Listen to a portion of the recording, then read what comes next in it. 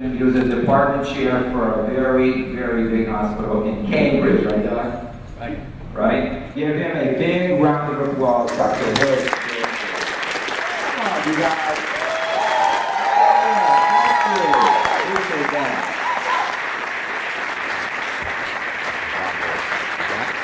Oh, you good? Okay. I guess I'm wired today.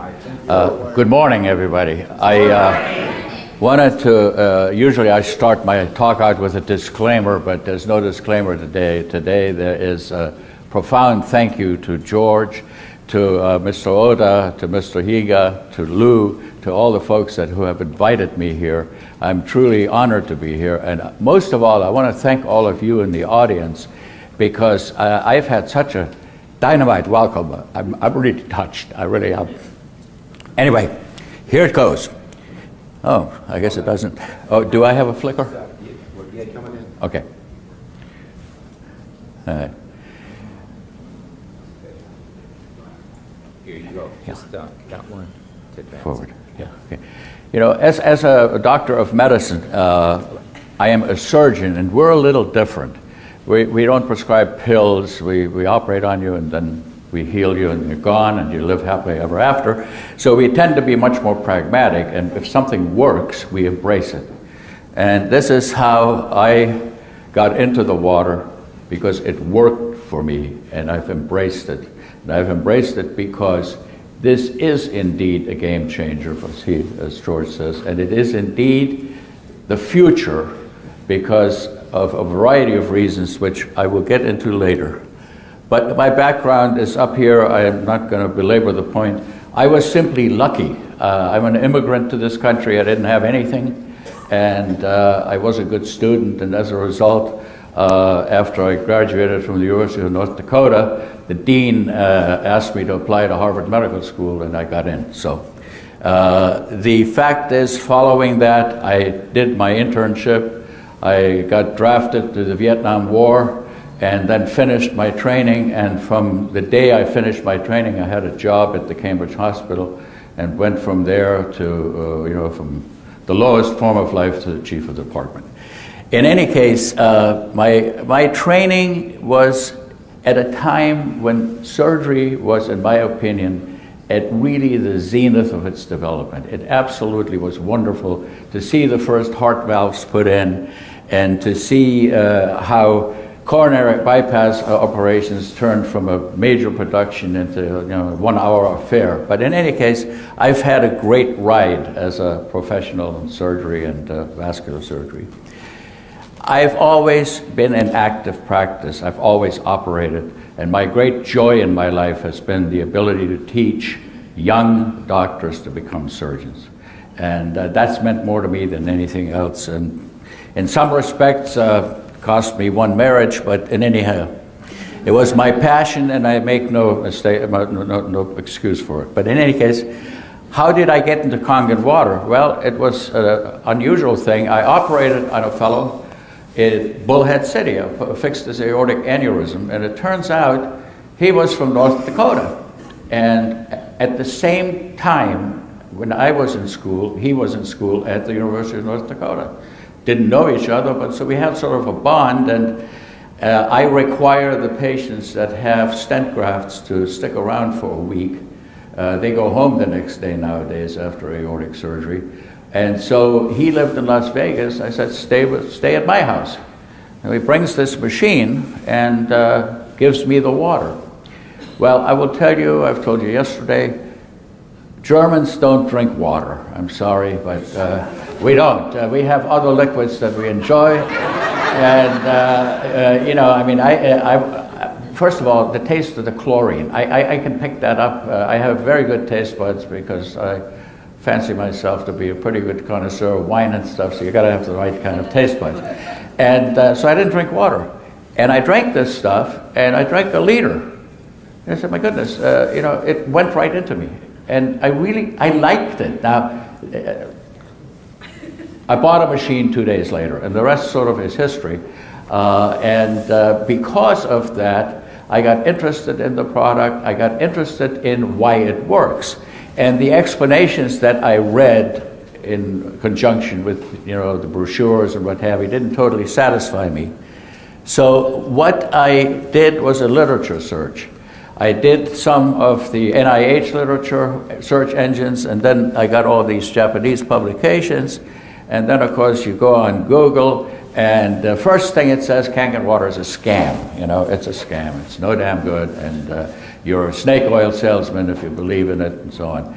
And I always have the feeling when there are people that are vehemently against something, they're probably against it for, you know, reasons that are not entirely genuine. Having said that, I always do this. Having said that, I developed my own way of thinking about the water, and I made an effort, successfully I think, to connect that to hard science, reproducible, solid peer-reviewed journal publications that say why it works and how it works, and also finding out in the same process that this is now an ongoing subject of research in the allopathic Western medicine community. The water, ionized water, not specifically Kangen necessarily, but ionized alkaline water is now a huge subject of research being done. And by next year, you're going to have many publications that will validate what I'm saying. Now, we always talk about Otto Heinrich Warburg. It turns out I've become extremely fond of this man because of his incredible versatility. At one time, he was a chief of marine biology in Italy. You know, he had a career as a cavalry officer. He you know, was an incredible swordsman and an incredible writer, and it was a lifetime friend of Albert Einstein's, who dissuaded him from staying in the cavalry and getting out before World War I was over and going back to the laboratory, because that's where obviously he made a contribution unlike almost anyone. He got one Nobel Prize, he actually got two, but the Nazis would not let him leave to go to Sweden, so he couldn't accept it. In any case, he proposed this concept of alkalinity being a favorable state for cellular metabolism, as opposed to acidity, which is generated by cancer cells and allows them to live in an environment that the normal body fluids, etc., cannot get to, and that's how they proliferate and ultimately invade our body. Now, there's much more to that, and there's a different talk that I have specifically relating to cancer, but suffice it to say, this concept of alkalinity took root as being a good thing. Now, subsequently, we find out that alkaline water has beneficial effects on the outside of our body. And I consider the gastrointestinal tract to be outside of the body, right? It's a hose that goes from here to you know where, and it is really outside of the body. But we pass things through there that we absorb, that produce energy, that produce minerals, whatever, that enter our stream to replace our mitochondrial and cellular metabolism. And alkalinity neutralizes a lot of toxins within the GI tract, and that's a good thing. But most importantly, the alkaline state can help to buffer the pH in the cell. And this is huge because this has not been proven before. And the research done now on animal models, which are made profoundly acidotic. Now, when I say profoundly acidotic, that's from a pH of 7.4 to 7.2. That's profoundly acidotic, because 7, you're dead. So that's the narrow range. But the bone is the big buffer for our pH in the cells. Now we find out that when people are profoundly acidosis, like in chronic renal failure, in this case they tied off the ureters of the animals, so made them acidotic, and all the researchers gave them was alkaline ionized water, either by mouth through the GI tract or injected intraperitoneally as like in peritoneal dialysis. and the acidosis was corrected in minutes, much more quickly than it would be in the standard way, which is sodium bicarbonate and all kinds of injections. And this is published in the Journal of Therapy, Apheresis, and Dialysis, June 2009. You can just get it online. You just Google, just type in www.pubmed, and you can get that article downloaded in the form of an abstract for nothing. Now, Warburg showed one thing, and that is that cancer cells, what have I done now? Uh-oh. I'm back. Cancer cells, tumor cells, have a block in the utilization of oxygen. And as such, they ferment the glucose and produce very, very little energy. Right here, ATP, very little. Oxidative phosphorylation produces huge amounts of energy, and this factor, M2PK and tumor M2PK, are coenzymes and enzymes that promote the reaction. Now, Warburg had something. He knew about this factor. It was not until a year and a half ago that this factor was elucidated fully at my alma mater at Harvard University. And what this means that we now have an additional tool in which to get cancer-fighting drugs made, and that's thanks to Otto. So his contribution lives. Now, the second noble truth I refer to is microclustering, because the concept has been widely touted, but the proof has really never been there, including in Japan. Nobody's ever been able to say that this is absolutely real. Well, the answer is it is, and I will tell you why. If you take the surface tension of normal water, little bugs and crawly things can walk on it. When you look at a full glass of water, you can fill it to the point of being overfull. There's what is called a meniscus. You can see that. When you do the same with 9.5 pH Kangen water, you will have no meniscus, and that bug will drown because the surface tension is so much lower. Now, that's no proof, but that is an inference that the molecular structure is different, right? So now, the next thing that you can do, particularly analyzing with nuclear magnetic resonance, you can extrapolate the size of molecules by the bandwidth that's reflected and measured in Hertz in a nuclear magnetic resonance test. And it is found that in nature, in normal water, from a stream, from a tap, or what have you, there's a huge variation in bandwidth in the molecule size, anywhere from 2, that's called dimers, to 128 or more.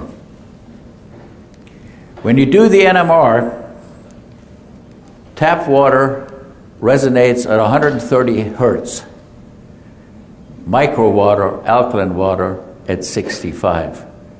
Clearly indicating a much smaller molecular structure.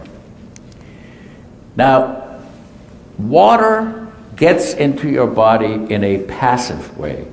Almost all other things, sodium, potassium, bicarbonate, they have pump mechanisms, enzymatic mechanisms that actually have an active transport. Water has to flow into your cells.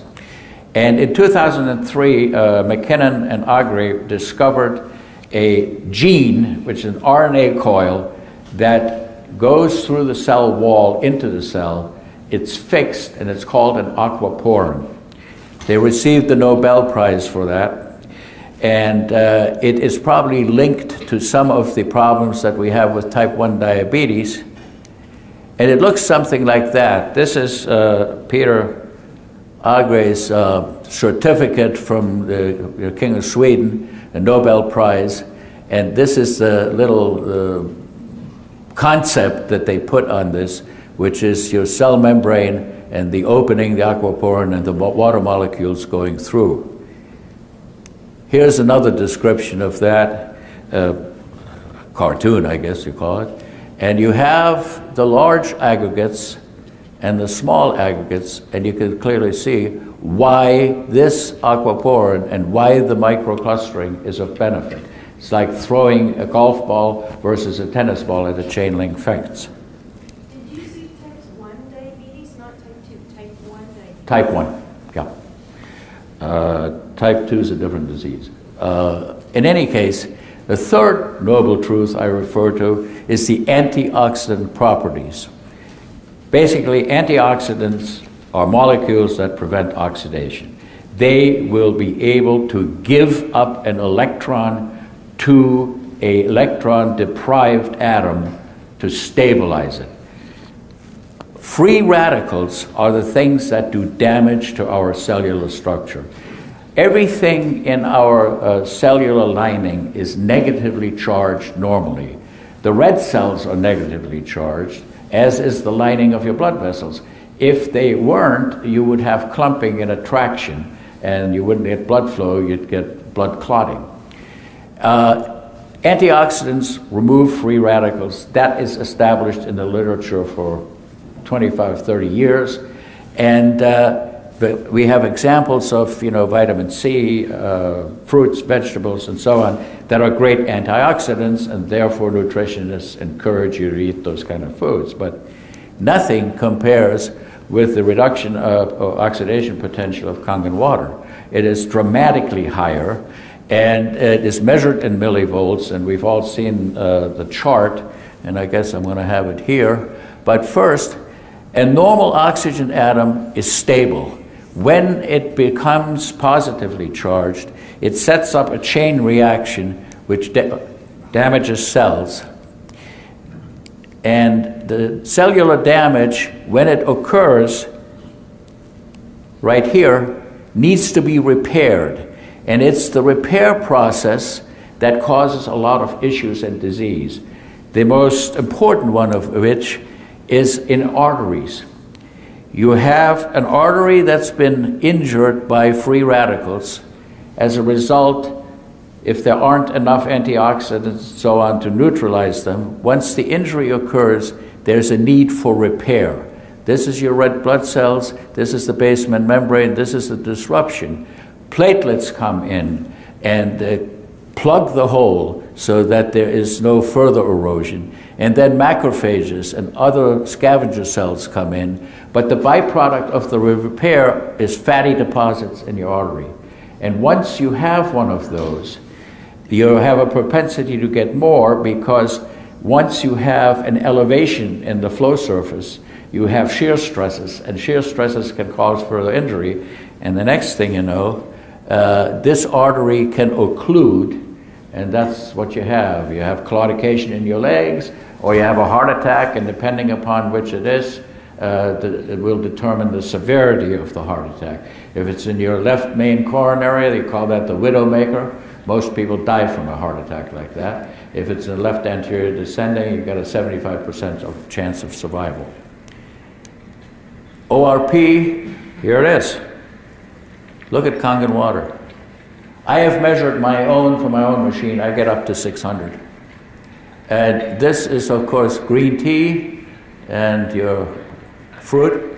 And so the impact of the antioxidant properties is absolutely profound. And it leads us to the next issue, which is huge. Cancer is a huge health problem in our country. I mean, let's be clear. The commonest cause of death in the United States and all of Western Europe is heart disease. But next door is cancer. And cancer treatments were always based on the fact that you should not take antioxidants just in case that might affect the drugs. Well, it turns out that in Science Daily,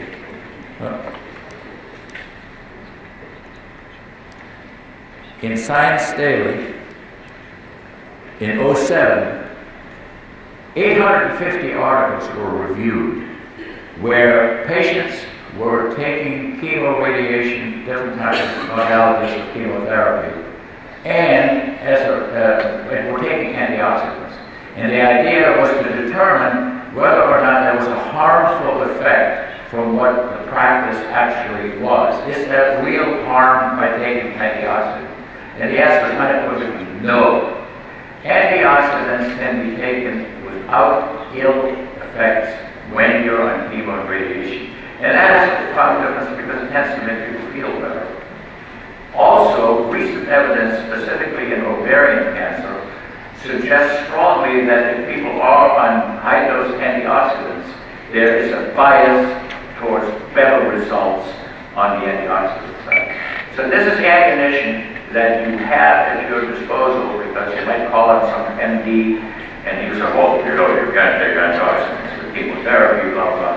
The answer is wrong. You can't. And it's proven, it's incontrovertible, it's scientific data, hardcore. And that's a good thing for you to know. Now, there's a couple of things I want to quickly run through. I call them medical conditions requiring fluid restriction. I don't know what the newer brochures are like when you get your machine in the box, but the one I got was sort of semi-unreadable, but it said, if you have trouble with the kidney, don't drink the water. Well, that's not entirely correct because the water really has nothing to do with kidney. The issue with kidney disease, congestive heart failure, and chronic obstructive lung disease is that they frequently require fluid restriction. Because if the body is overloaded with fluid, the lungs can't pump out the fluid into the left heart, and you get an extreme, what is called pulmonary edema, and it can kill you. So, some diseases you need to know about require fluid restriction. So if their prospect wants to buy a machine to help his chronic renal failure, it doesn't mean he can't buy the machine. It doesn't mean that the water is contraindicated. It means he has to follow the regimen of how much he can drink, or she. So anyway, coronary artery disease, the heart phase. We have a measurement, we do it by ultrasound. It's called the ejection fraction. When you're normal, it's 65% plus or minus 2. When it's really, really bad, it's 12 or 13%. And the workload of the heart is increased the more fluid you drink, the more fluid it has to pump. Those people need fluid restriction. Okay? And it's variable depending upon the degree, but if they've ever had an episode of pulmonary edema, you have to be very careful. That is just a rundown of a chart that essentially tells you that when you have chronic heart failure, the body's own mechanism, in a way, works against it because it shuts down excretion of urine through the angiotensin system. So you got to be careful. These people need to be on diuretics and so on. It's not important to know all the steps. It's important to know that there is a limit of the amount of liquids people could drink, water or anything, because of the increasing workload of the heart. And basically, this is just a depiction that shows you that an old heart has thick, healthy muscle. A sick heart is stretched out and thin muscle, and therefore cannot squeeze out as much of a pulse, a volume, or systolic volume as a normal heart can. Now, the same thing is true of obstructive lung disease, except that affects the right heart, and the right heart is a low-pressure system. Your pulmonary circulation, your blood pressure is 40, as opposed to 120 on the arterial side. And so when the lungs get diseased, and of course in our civilization here, it's cigarettes that cause most of the damage. There's increased resistance to flow because of scarring, and then the pulmonary artery pressure rises. We call that pulmonary hypertension. And when it gets to a certain point that the heart really can't keep up with it, pulmonary edema results again, and people go into failure and they can die. And therefore, fluid restriction may well be necessary as part of the therapy for this condition. It is just the same kind of, cartoon telling you what causes it all: cigarette smoke, occupational things, dust, and so on, and some diseases, particularly some fungal disease. And then finally, we have renal failure. I get the most questions from enagic compliance about renal failure. There's two kinds, high output and low output renal failure. There are people whose body cannot be cleared of all the poisons, but they still make a huge amount of urine, but it's extremely dilute. The concentrating ability is gone. Now those people are lucky because they can pretty much drink as much water as they want, but that's rare. The commonest cause is olivuric renal failure, and the output of that kidney is fixed for anywhere from 1,000 cc's to 300 cc's. And based on that, you need to consult with the nephrologist or with the physician as to how much this individual can drink a day. And they're very strict about that because they weigh people before dialysis and after dialysis and so on. But again, it isn't an absolute contraindication. It is a relative contraindication as far as volume is concerned. We divide renal failure in 3 segments, and that is pre-renal, from the blood flow. There's not enough blood flow to the kidneys. It can't work efficiently. It can't filter efficiently. And then we have intrarenal, glomerulonephritis, thyroiditis, obstructive diseases of the kidney.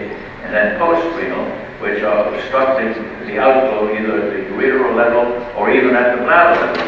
There are people with long-standing prostatic hypertrophy who go to renal failure because their system is always under pressure and it dilates and eventually fails. Now, in end-stage renal disease, the glomerular filtration rate is so low that you basically poison your own body, and then dialysis or transplant may be appropriate. This is sort of what end-stage kidney looks like. It kind of is nasty. I have a few recommendations. Feel free to ask me any other questions, but I wanted to make sure that because of what I've learned in answering questions from distributors and patients and whatever, that the single most important thing to me is make sure you know what is the expectation of your client, of your prospect. Because if they want to be saved, like they're going to Lourdes and be restored to normal health, it's not going to happen. And then they will be angry, they'll have buyer's remorse, and they'll be upset with you, and you sold me, whatever. And don't give medical advice. And by that, I'm serious. It's perfectly okay to cite certain testimonials. It's perfectly okay to say, well, we have had reports that many patients have lost their eczema or their headaches, or well, Fred Brown's hair grew back, right? So that's all right to say, but you have to be accurate and make sure that you state that this pertained to an individual as opposed to being a general policy or a general statement about the water. And don't suggest that it cures it. Cure is a complicated thing. When people say to me, well, I was cured of stage 4 cancer, I guarantee they do not know what stage 4 cancer is. And the things that I've seen where I've actually gotten a pathology report associated with the stage 4 cancer claim are just not true. It's stage 2 cancer, which is 85% curable for that particular cancer. There are 1,200 different cancers that we classify. And so when you're talking stage 4 cancer, it's a generic term and it is meaningless unless you know exactly what it is. Now, I like to emphasize the concept of wellness, and that's what Wade does. And Wade says to you, you've got to keep well by preventing your body from getting into trouble in the first place. I mean, I know I'm too fat, but I'm working on it. Now, the most important thing, though, is really to live a healthy lifestyle. You know, 458 before the Christian era, Siddhartha Gautama said, everyone is responsible for their own health and diseases. And by that he meant, you know, treat your body like a temple, and you'll do well. And, you know, good Buddhist advice. Well, finally, educate yourself about about the product and educate yourself about the competition's product. Because you really want to know what you're selling, why you're selling it, why it is better, why it is not, you know, a Yugo, it's a Cadillac that you're selling. You're selling the best. And when in doubt, ask the experts. I promise you, I answer my emails and I answer my calls, and I'll be happy to talk to you anytime. And I mean, this is redundant. Basically, know your competition, and you must be convinced, and you must live it, that Enagic makes the best machine on this planet, and we must be able to show this to our prospective customers. And finally, make everything in this life as simple as possible.